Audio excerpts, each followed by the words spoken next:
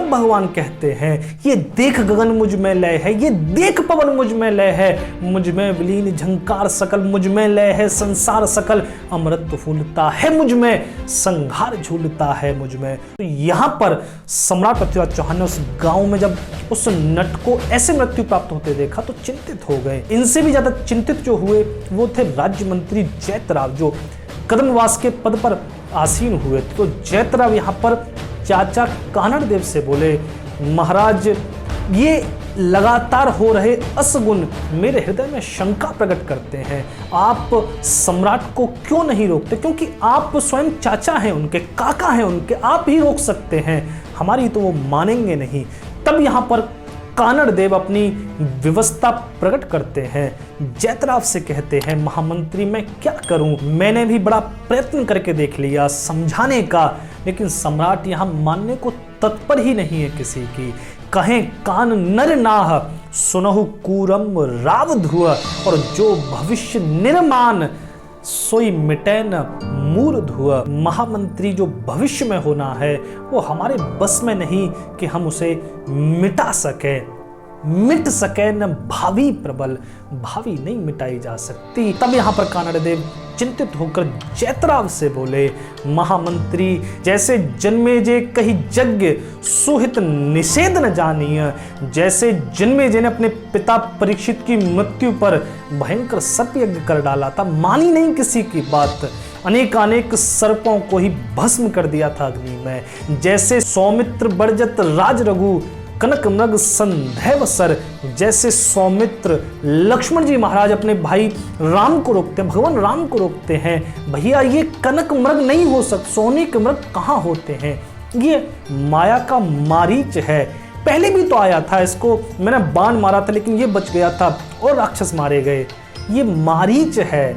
वाल्मीकि रामायण में इसका वर्णन है, ये मारीच 2 बार आया है पंचवटी पर।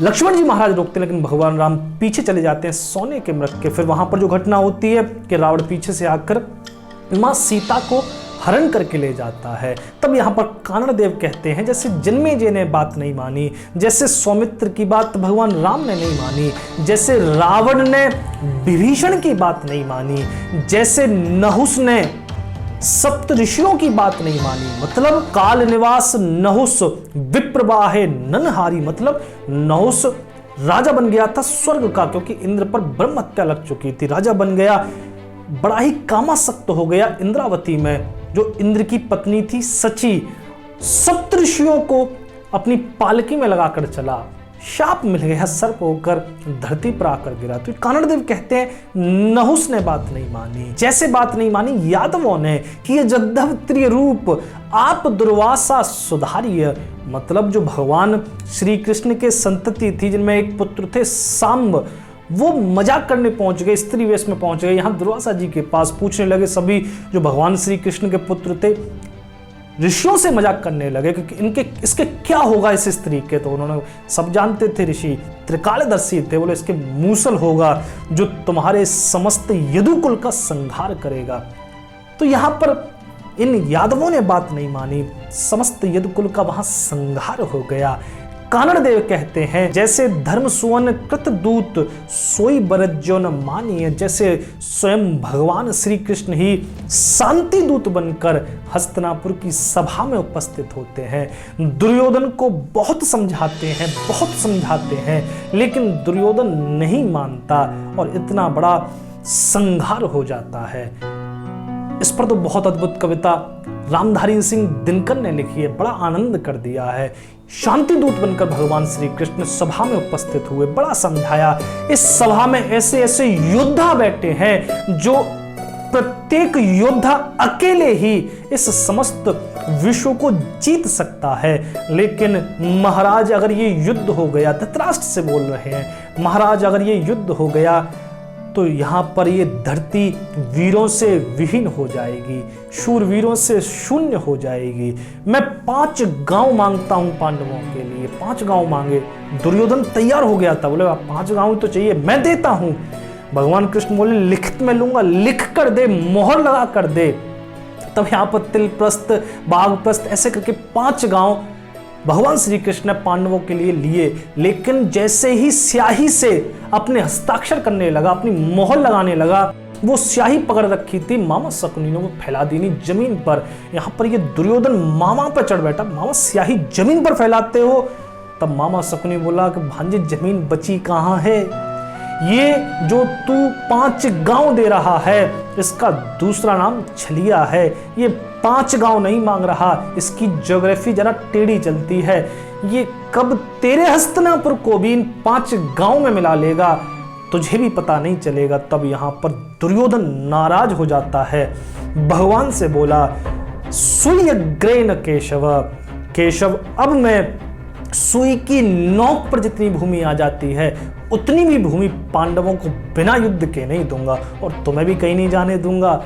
तुम्हारे बल पर वो पांडव उछलते हैं, तुम्हें भी मैं जंजीरों में बांधकर कैद कर लूंगा। तब यहाँ पर रामधारी सिंह दिनकर ने ऐसी अद्भुत कविता लिखी है जो कभी कभी अस्तित्व की कृपा से ही रची जाती है। रामधारी सिंह दिनकर कहते हैं कि मैत्री की राह बताने को, सबको सुमार्ग पर लाने को, दुर्योधन को समझाने को, भीषण विध्वंस बचाने को, भगवान हस्तिनापुर आए, पांडव का संदेशा लाए। दो न्याय तो आधा दो, पर इसमें भी यदि बाधा हो तो केवल दे दो 5 ग्राम, रखो अपनी धरती तमाम, हम वहीं खुशी से खाएंगे, परिजन पर असन उठाएंगे। 5 गांव दे दे, हम वहीं खुशी से खा लेंगे, लेकिन अपनों पर हम अस्त्र नहीं उठाना चाहते। पर दुर्योधन वह भी दे न सका, आशीष समाज की ले न सका, उल्टा हरि को बांधने चला, जो था असाध्य साधने चला। जब नास मर्ज पर छाता है, पहले विवेक मर जाता है। यहाँ पर दुर्योधन भगवान को बांधने जा रहा है। भगवान आज क्रोधित होकर दुर्योधन से बोले, अरे दुष्ट, तूने मुझे क्या समझ रखा है? कोई ग्वाला समझ रखा है? गैयाओं के पीछे भागने वाला समझ रखा है? भगवान ने यहाँ पर अपना ऐसा त्रिविक्रम रूप प्रकट किया कि तीनों लोग ही भगवान में दिखाई देने लगे। ऊपर के 7 लोक, स्वर्गलोक, महरलोक, जनलोक, तपलोक, सिद्धलोक और ब्रह्मलोक भी, नीचे के 7 लोक, तल, अतल, वितल, सुतल, महातल, तलातल, पाताल लोक, अनंत अनंत सूर्य, अनंत अनंत तारागण, अनंत अनंत चंद्रमा, अनंत अनंत ये सृष्टि, अनंत अनंत ग्रह नक्षत्र सब भगवान के भीतर दिखने लगे। तब भगवान हुंकारते हुए उस हस्तिनापुर की सभा के मध्य में दुर्योधन से बोले, हरि ने भीषण हुंकार किया, अपना स्वरूप विस्तार किया, डगमग डगमग दिग्गज डोले। भगवान कुपित होकर बोले, हाँ हाँ दुर्योधन, साध मुझे, जंजीर बढ़ाकर बांध मुझे। अगर दुर्योधन बांध सकता है तो अब बांध, मैं देखना चाहता हूं कि तेरी जंजीर कितनी लंबी है। तब भगवान कहते हैं, ये देख गगन मुझ में लय है, ये देख पवन मुझ में लय है, मुझ में विलीन झंकार सकल, मुझ में लय है संसार सकल, अमृत फूलता है मुझ में, संघार झूलता है मुझ में। उदयाचल मेरा दीप्त भाल, भूमंडल वक्ष स्थल विशाल, भुज परिध बंद को घेरे हैं, मैं नाक पेरु पग मेरे हैं, दीपते जो ग्रह नक्षत्र निकर, सब है मेरे मुख के अंदर। दृग हो तो दृश्य कांड देख, मुझ में सारा ब्रह्मांड देख। देख सकता है दुष्ट तो देख, मेरे रोम रोम में ब्रह्मांड नृत्य कर रहे हैं। देख सकता है तो देख, ये अमृत ही मेरे भीतर है। देख सकता है तो देख, प्रलय भी मेरे भीतर ही खेल रही है। भूलोक अतल पाताल देख, गतरोनागत काल देख, ये देख जगत का आदि सृजन, ये देख महाभारत कारण, ये देख मृतकों से पटी हुई भू है, पहचान कहाँ इसमें तू है। अंबर में कुंतल जाल देख, पद के नीचे पाताल देख, मुट्ठी में तीनों काल देख, मेरा स्वरूप विकराल देख। सब जन्म मुझी में पाते हैं, फिर लौट मुझी में आते हैं। जिव्या से करती ज्वाल सगन, सांसों में पाता जन्म पवन, पड़ जाती मेरी दृष्टि जिधर, हंसने लगती सृष्टि उधर। मैं जब ही मूंदता हूँ लोचन, छा जाता चारों ओर मरण। अरे बांधने मुझे तो आया है, जंजीर बड़ी क्या लाया है। यदि मुझे बांधना चाहे मन, पहले तो बांध अनंत गगन।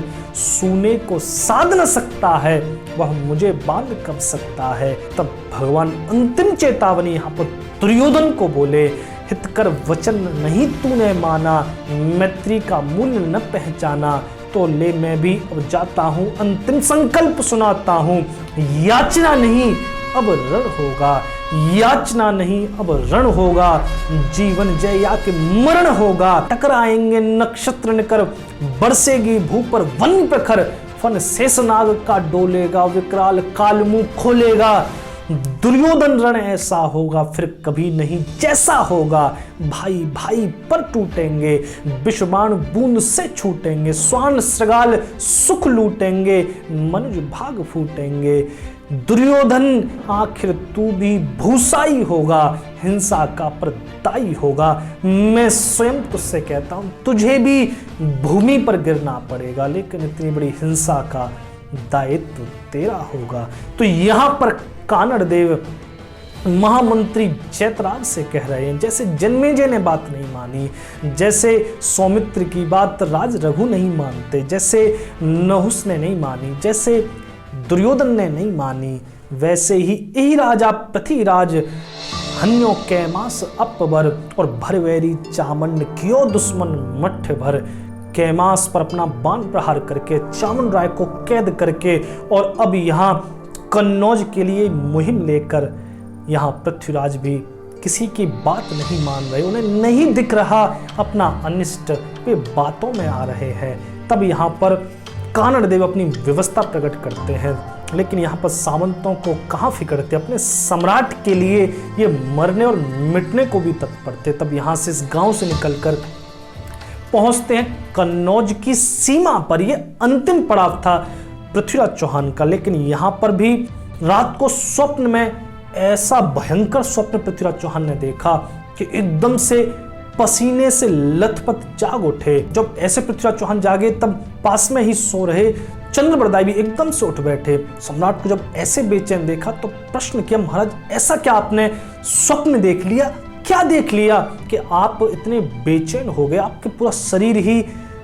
पसीने से लथपथ हो रहा है। तब यहाँ पर पृथ्वीराज चौहान चंद्रबरदाई से बोले, चंद्र मैंने बड़ा दुस्वप्न देखा। क्या देखा? मैंने सपने में एक देवी को देखा, मतलब बनसुतान एक देव मिल संग स्वान गनमाल। स्वप्न में मैंने एक जंगल में, एक वन में एक देवी को देखा जिसके साथ एक स्वान था, कुत्ता था, पूरे शरीर पर भस्म वो लगाई हुए थी और गले में मुन्नों की माला उसने धारण की हुई थी। जब मैंने उस देवी को प्रश्न किया कि को नाम को तुम मात और को पित बंद को तुम जात, मैंने जब प्रश्न किया कौन तुम्हारी माता है, कौन तुम्हारे पिता है और तुम कौन हो, तब वह देवी मुझसे मुस्कुराते हुए बोली कि मेरा नाम कलिप्रिया है और मैं सतयुग में गई थी जहां पर भगवान शिव ने त्रिपुर संहार किया था, त्रिपुरासुर का वध किया था। मैं त्रेता में गई थी, कहां पर? त्रेतासु रघुकुल राम हनि लंक रावण ताम।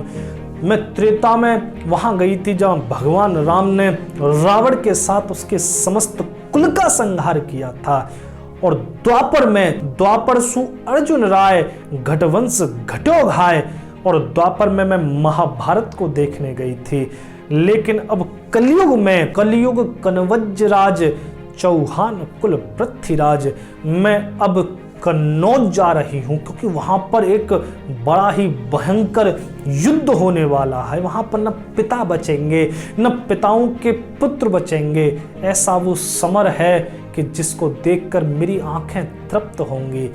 ऐसा जब स्वप्न सम्राट ने चंद्र को सुनाया, चंद्रबरदाई भी एकदम से कप गए क्योंकि एक श्रृंखला हो रही थी इन असगुनों की, जरूर कुछ अनिष्ट तो यहाँ पर होने ही वाला था। तब चंद्रबरदाई बोले, महाराज इन सभी सगुन और असगुन का विचार करके मेरे समझ में यही आता है कि भविष्य में कुछ अनिष्ट होगा, आपकी विजय होगी ये तो निश्चित है, लेकिन आप जीत कर भी सब हार जाओगे, ऐसी विजय आपको प्राप्त होगी। तब यहाँ पर सुबह पृथ्वीराज चौहान अपने सभी सामंतों को लेकर कन्नौज की सीमा में प्रवेश करते हैं। यहाँ पर उनकी एक भेंट होती है भाट से। चंद भाट आकर यहाँ सम्राट से मिलता है। सम्राट से जब मिलने की आज्ञा प्राप्त हुई तब पृथ्वीराज चौहान के सम्मुख पहुंचा। महाराज आप कहाँ जाते हैं? हम कन्नौज जा रहे हैं, संयोगिता का हरण करने जा रहे हैं। तब यहाँ पर भाट बोला, महाराज संयोगिता का स्वयंवर तो हो गया, अब आप क्यों जा रहे हैं कन्नौज में? एक पक्ष बीत गया, संयोगिता स्वयंवर को हुए। यहां पर जैसे सुना कि संयोगिता का स्वयंवर संपन्न हो गया, पृथ्वीराज चौहान के नीचे से धरती खिसक गई मानो। यहां पर सभी सामंत एकदम से भौचक्के रह गए। जब संयोगिता का स्वयंवर ही हो गया तो हम क्यों जा रहे हैं फिर कन्नौज? तब यहां पर भाट कहता है, इसकी कथा का वर्णन मैं अगले भाग में करूंगा, तो वो अंतिम भाग होगा पृथ्वीराज चौहान और संयोगिता का कैसे विवाह पृथ्वीराज चौहान से हुआ, उसका वर्णन अगले भाग में। इस वीडियो में यहां तक आने के लिए, यहां तक देखने के लिए आप सभी का हृदय से धन्यवाद। जय श्री राम।